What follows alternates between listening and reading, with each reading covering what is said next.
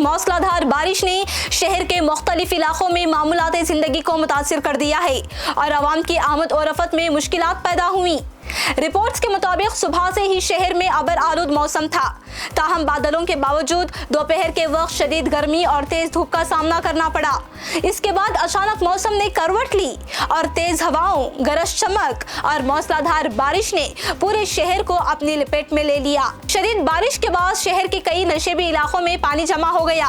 खास तौर पर ओल्ड हुबली और आनंद नगर के मुख्तलिफ इलाकों में पानी भर जाने से अवाम को मुश्किलात का सामना करना पड़ा। BRTS रोड पर भी पानी जमा होने के बाद मुसाफिरों और गाड़ी चलाने वालों को परेशानी का सामना करना पड़ा।